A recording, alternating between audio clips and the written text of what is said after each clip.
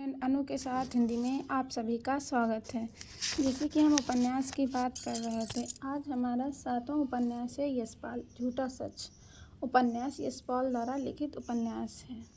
यह उपन्यास जो है विभाजन की त्रसादी पर चित्रण करता है। मानवीय जीवन की त्रसादी का प्रत्यक्ष दर्शन है। झूठा सच उपन्यास सामाजिक राजनीतिक पृष्ठभूमि पर लिखा गया है। उपन्यास में यशपाल ने सन 1942 से 1957 तक अर्थात देश विभाजन से पहले उसके बाद के उतार चढ़ाव को दिखाया है। यह उपन्यास 2 खंडों में है। इसका पहला जो खंड है वतन और देश, ये 1958 ईस्वी में आया था।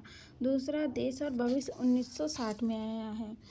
और इसके कुछ पात्र हैं तारा, जयदेव पुरी, कनक, ये इसके मुख्य पात्र हैं। और गौड़ पात्र हैं अरशद, शीला, डॉक्टर प्राणा, सोमराज, पंडित गिरधारी लाल, महेंद्र नैयर, करमचंद्र, दौलू मामा, रतन, गौस मोहम्मद, महाजन, कृष्ण नारायण अवस्थी, महर, नब्बू, हाफिज इनायत अली, विश्वनाथ सूद, उर्मिला, बंतु, एसपी एडिटर, प्रसाद अग्रवाल साहब, पुरुषोत्तम है और नरोत्तम है, मिस्टर रावत हैं, पीएस गिल हैं, निरंजन चड्ढा, माथुर, जया पुरी और कनक की ये बच्चे होते, सीता, पूर्ण देराई, डॉक्टर श्यामा।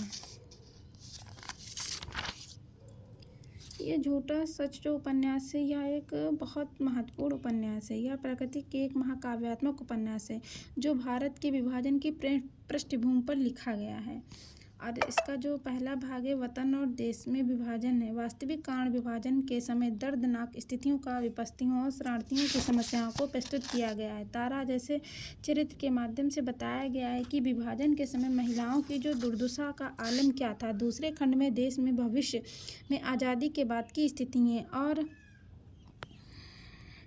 और ये भी बताया गया है सोमराज जैसे उन तत्वों की भी चर्चा की जो राजनीतिक और पत्रकारिता के शुद्ध व्यवसाय बनाकर भ्रष्टाचार की बेईमानी के माध्यम से समाज को लूटने में लगे। इसकी तुलना तारा, डॉक्टर नाथ, श्यामा, पत्रकार कनक और इंजीनियर नरोत्तम जैसे चरित्र हैं जो देश की आज़ादी का सम्मान करते हुए अपने दायित्वों को निर्वाह में ईमानदारी से जुटे हुए हैं। धन्यवाद।